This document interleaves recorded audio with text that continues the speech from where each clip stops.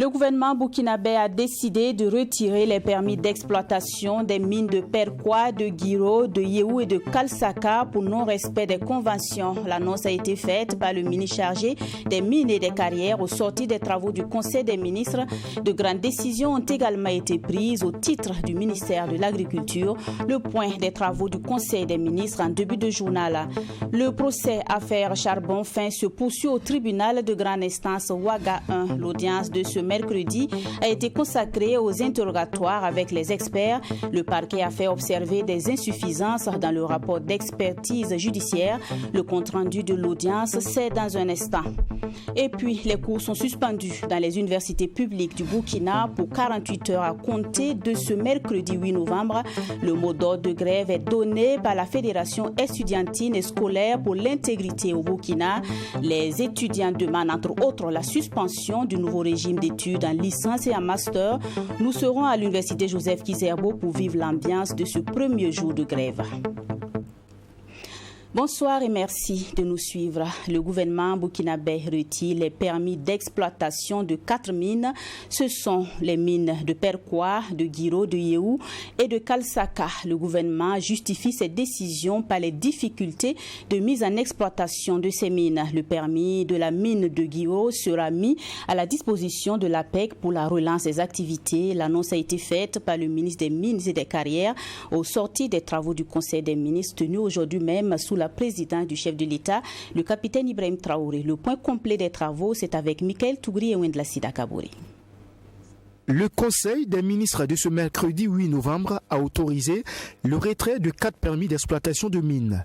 Il s'agit de la mine de Perkwa, de Guiro, de Yéhou et de Kalsaka. En ce qui concerne la mine de Perkwa, elle a eu des difficultés à reprendre ses activités après l'incident survenu en 2022. Le permis d'exploitation retiré sera remis à un nouveau preneur, a expliqué le ministre des Mines, Simon-Pierre Boussim. Il y avait eu donc cette situation, cette crise qui a donc secoué la mine de Perkwa. Et l'État, malgré les efforts d'accompagnement, la mine n'a pas pu reprendre ses travaux. En novembre 2022, la justice a ordonné la liquidation de la société Nantou Mining.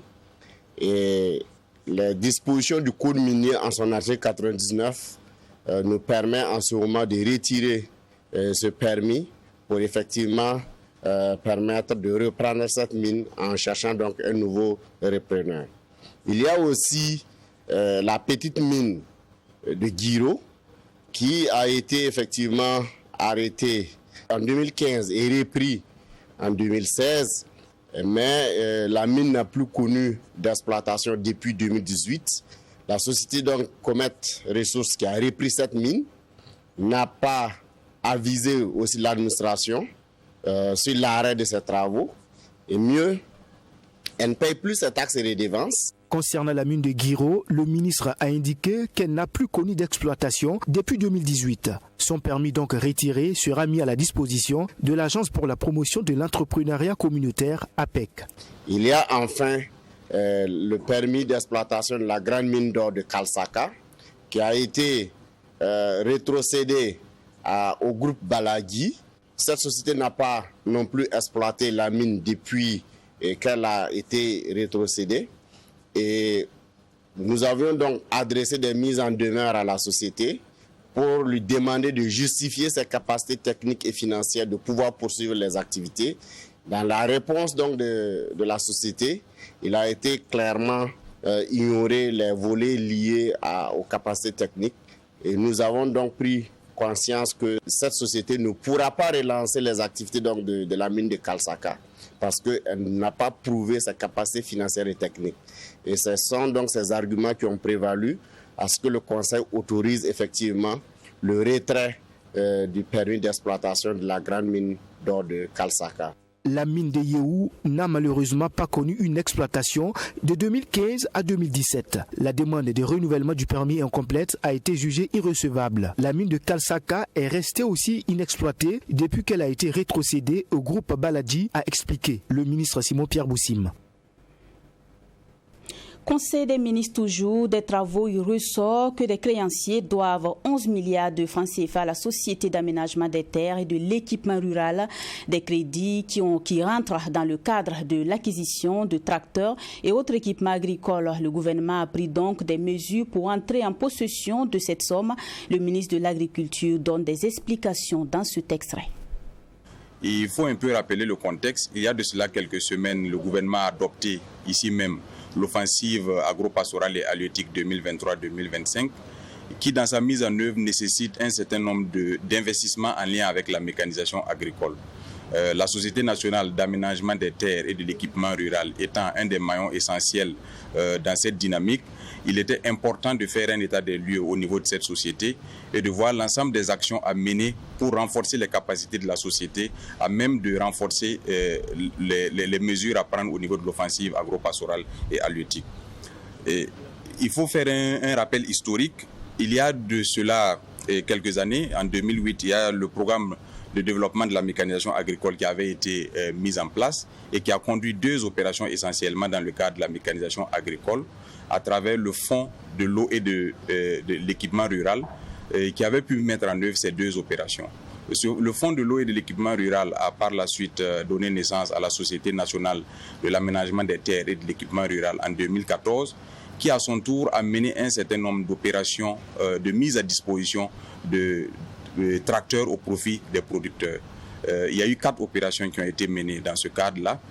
Une première opération de 500 tracteurs en 2017, une deuxième opération de 400 tracteurs équipés en 2019, une troisième opération de 500 tracteurs équipés en 2021 et d'autres équipements agricoles ont également été mis à disposition des différents producteurs. La mise en œuvre de ces différentes opérations a engendré des créances au niveau de la Sonaterre dues par des créanciers clients qui ont dû prendre ces tracteurs qui étaient subventionnés à hauteur de 40 à 60% et dont les remboursements n'ont pas pu être effectifs à ce jour. Nous avons donc présenté le dossier au Conseil qui a instruit que des mesures fortes soient prises dans le sens du recouvrement de ces créances auprès des créanciers clients. L'ensemble de ces créances monte à un montant total de 11 milliards environ, et dont la somme des créanciers clients tourne autour de 4 milliards 061 968 0427 francs CFA.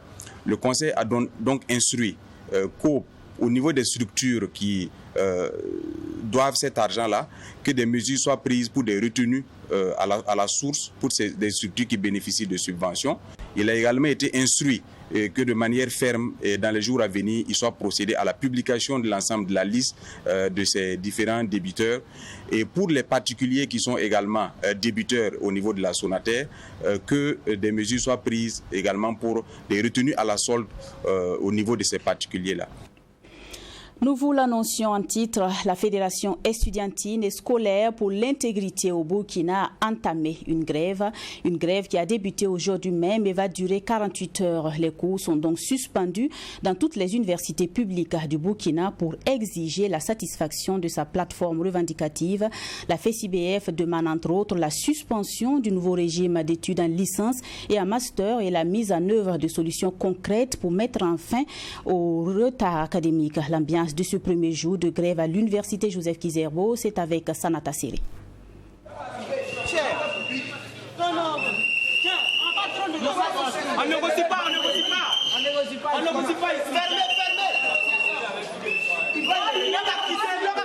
Aujourd'hui, pas de cours à l'université Joseph Kizerbo. Répondant ainsi favorablement à l'appel de la Fédération estudiantine et scolaire pour l'intégrité au Burkina Faso, FECIBF, les étudiants désertent les amphithéâtres pour 48 heures. Ce mercredi, l'accès aux salles de classe était bloqué aux autres étudiants et professeurs et les récalcitrants sont expulsés de force par les manifestants.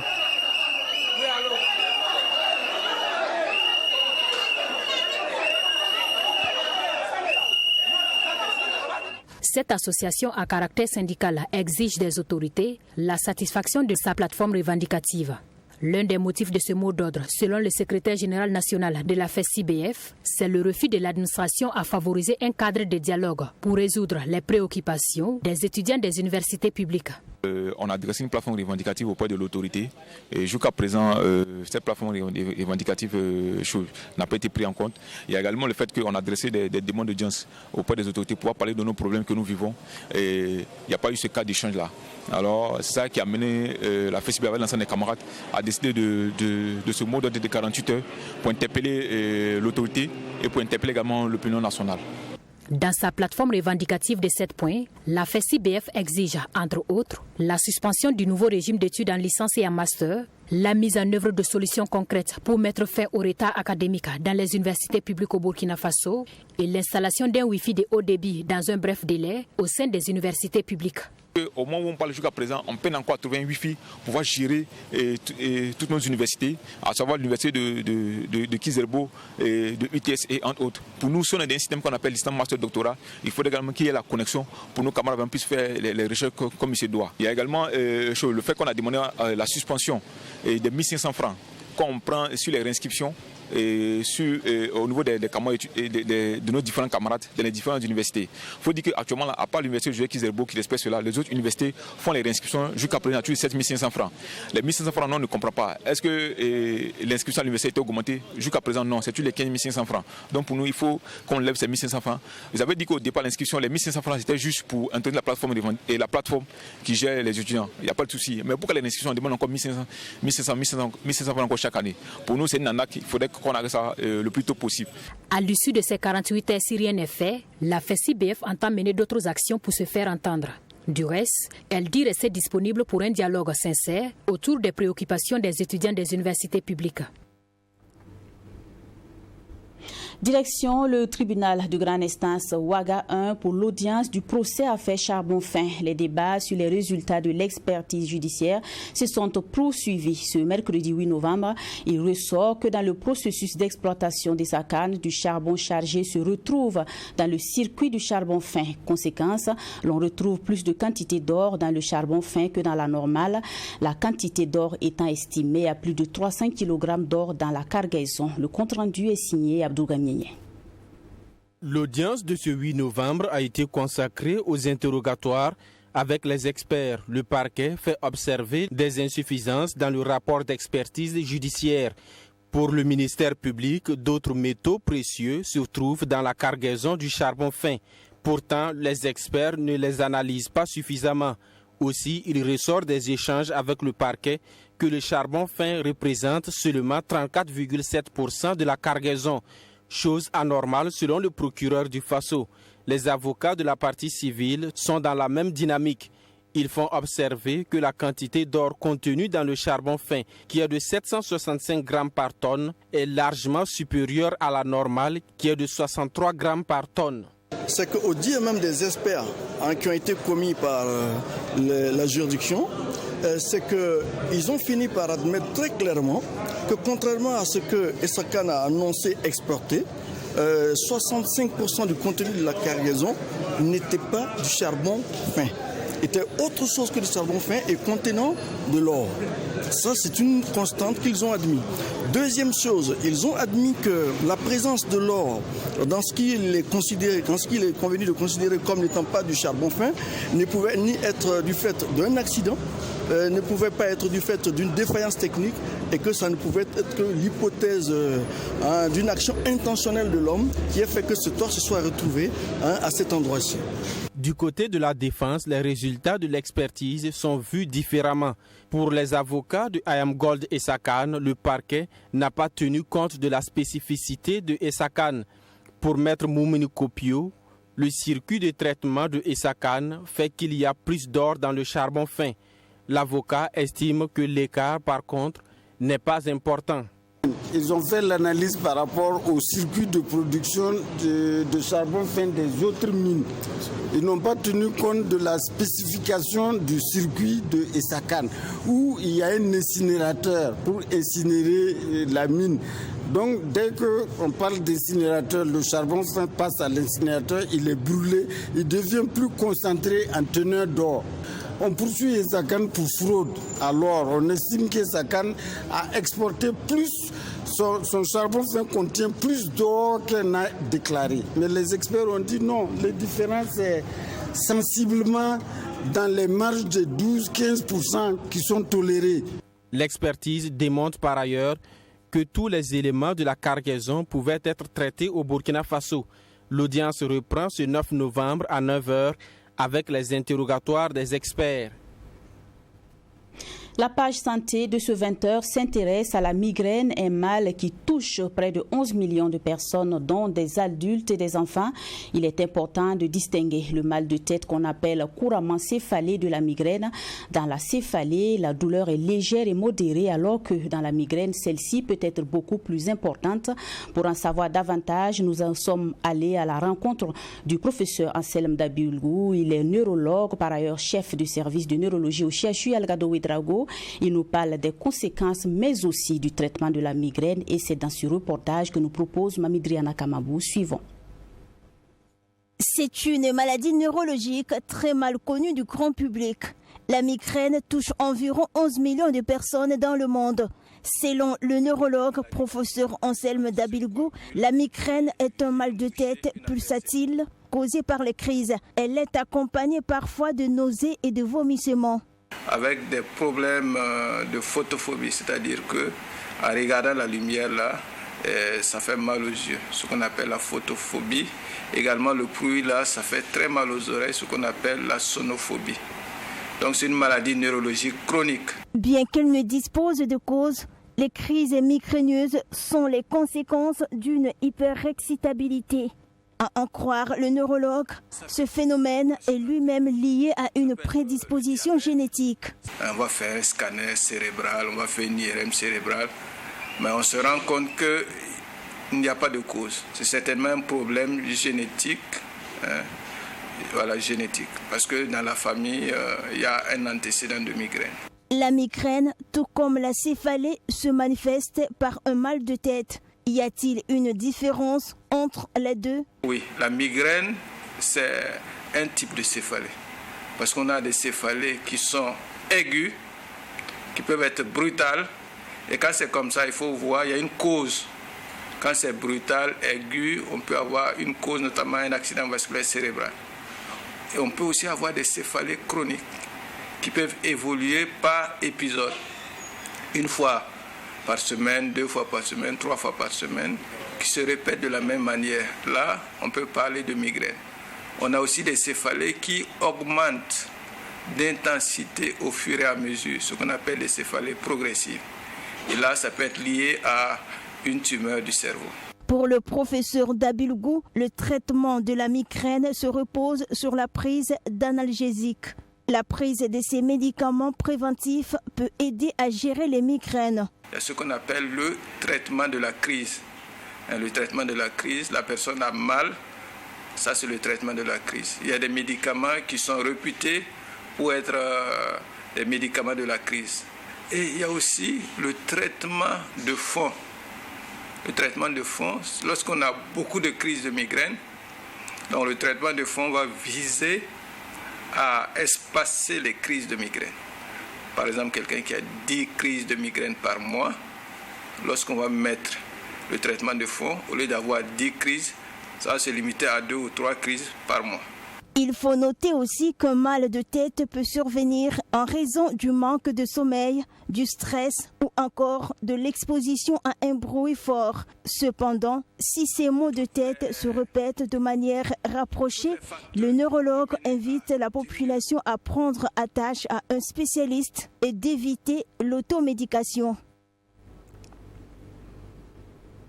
Après 4 jours de promotion et de valorisation des produits cosmétiques Made in Burkina, le CIBEA, le Salon international de la beauté africaine, a refermé ses portes ce 5 novembre 2023. Une première édition qui a réuni à Ouagadougou une centaine d'acteurs et professionnels exerçant dans les métiers de beauté, du cosmétique, entre autres. Ils ont montré leur savoir-faire à travers des foires d'exposition, de la gastronomie, le tout couronné par la nuit de la beauté, nuit au cours de laquelle une quarantaine d'acteurs œuvrant dans la promotion de la beauté africaine ont été distingués à travers des attestations de participation, de reconnaissance et de mérite. Le CIBEA se referme sur une note de satisfaction, nous dira son promoteur. Tous les détails avec Alexis Winkouni Belmnaba. Débutait le 2 novembre, les rideaux de cette édition 2023 du CIBEA, le Salon international de la beauté africaine, sont tombés. Un événement qui a magnifié les acteurs et professionnels exerçant dans les métiers de beauté, du cosmétique entre autres. Était au menu de cette première édition un festival de beauté avec un foire d'exposition, de la gastronomie, de rafraîchissement et de prestations artistiques. Le tout couronné par la nuit de la beauté tenue au cours de la nuit du 4 novembre au rythme des allocutions ponctuées par des distinctions et hommages aux professionnels dans tous les secteurs de la beauté, sans oublier le mode de défilé et la messe artistique. Pour les participants, cette cérémonie leur accorde de la visibilité dans la promotion de leurs produits. Je suis très honorée par cette attestation et je suis également satisfaite de ma participation à cette première édition du CIBEA qui m'a permis de faire beaucoup de connaissances, de faire connaître mon entreprise et vraiment nous espérons de meilleures éditions. Je suis très contente qu'ils continuent à faire ainsi. En tout cas, c'est un bon exemple pour le Burkina Faso. Que Dieu les accompagne. Paris réussi pour le commissaire général du CIBEA. Premier du genre, ce salon a tenu toutes ses promesses, selon Zakaria Bandé, dit Jaken, dont la satisfaction est affichée au regard de la mobilisation. C'est satisfaisant parce que on a pu engranger un grand nombre de participations pour une première édition, enregistrer pas moins de 40 stands pour exposer certains exploits. Et comme vous le constatez au cours de cette soirée, c'est un guichet fermé au cours de cette soirée. Il y a plusieurs personnes auprès de qui même on va s'excuser qui n'ont pas eu la place.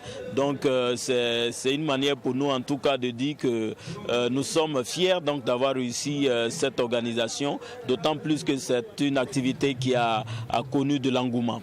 Au total, une quarantaine de personnes ont été distinguées à travers des attestations de participation, de reconnaissance et de mérite. Rendez-vous est déjà pris en 2024 pour la prochaine édition. On termine en sport, éliminatoire de la Coupe du Monde 2026. 25 joueurs sont sélectionnés pour affronter la Guinée-Bissau et l'Éthiopie. Le sélectionneur Hubert Velud a présenté cette liste ce mercredi. Au cours d'une conférence de presse sur cette liste, Bertrand Traoré signe son retour avec Hassan Bandé. On note quelques absences comme celle de Mamadi Bangré. L'ambition d'Hubert Velud est d'engranger des points pour pouvoir se qualifier pour la Coupe du Monde. On en parle avec Assami Tiamtori. C'est sans grand changement que le sélectionneur a donné la liste des 25 joueurs retenus pour la première et deuxième journée des éliminatoires de la Coupe du Monde 2026. Mais il y a le retour du capitaine Bertrand Traoré et Hassan Bandé, empêchés à la dernière convocation suite à un problème administratif. Hubert Velud compte pendant le stage à Marrakech pour finir des réglages et l'objectif pour lui, c'est de pouvoir aller à la Coupe du Monde. L'objectif, c'est d'aller en Coupe du Monde dans un groupe difficile, c'est vrai, avec un favori qui peut se détacher un petit peu, mais peut-être qu'on peut beaucoup inquiéter ce favori. Donc moi je dis que notamment ce début de compétition, on veut bien commencer parce qu'on veut bien lancer le championnat. Et je vais même plus loin, c'est-à-dire en 2 ans, au niveau de l'équipe, au niveau de l'effectif, au niveau de l'équipe, au niveau peut-être d'autres choses, il peut se passer tellement de choses, ça peut être variable. Il peut y avoir un changement générationnel, on ne sait pas. Mais le début est important. Et pour avoir la première qualification, le Burkina Faso affronte la Guinée-Bissau le 17 novembre prochain et le 21 novembre contre l'Éthiopie. Hubert Velud dit être averti des enjeux de ces deux oppositions. Les Bissau, déjà, il faut savoir qu'ils viennent de prendre, j'ai noté ça ce matin, par rapport au dernier match, ils viennent de prendre Carlos Mendes Gomez, qui est un joueur de Bolton, très bon joueur, du championnat anglais, qui n'était pas là avant. Et également, ils viennent de rappeler Mama Baldé, qui est un joueur de Lyon, qui est un très bon joueur aussi. Donc bien sûr, la Guinée-Bissau, déjà pas petit pousset, la première chose. Une équipe que je connais un peu, qui fait tout le temps la CAN, qui est quand même régulier à un certain niveau africain. Donc à prendre très en considération, mais comme toutes les équipes du groupe, à mon avis, maintenant les petits poussés en Afrique, il n'y en a plus beaucoup. Non, c'est un match très important pour nous, premier match de qualification. Mamadi Bangré de Toulouse est absent pour ce début des éliminatoires sur un choix personnel de Vélude. Edmond Tapsoba, annoncé par son club Leverkusen, indisponible, est convoqué tout de même. Il est convoqué, donc on ne peut pas en savoir plus, surtout si vous me dites que le communiqué de Leverkusen est tombé ce matin. Donc à l'heure où je vous parle, Edmond est dans la liste. De toute façon, il ne faut pas oublier que les règles FIFA demandent à ce que le joueur vienne faire constater sa blessure, s'il y a blessure. Donc il y a notre docteur, notre service médical qui sont là pour ça. Donc là, je ne peux pas faire plus de commentaires puisque à l'heure où je vous parle, Edmond, il est dans la liste.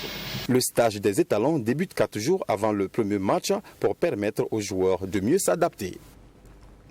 C'est sur cette actualité sportive que se referme cette édition. Merci à vous qui l'avez suivi. Bonsoir.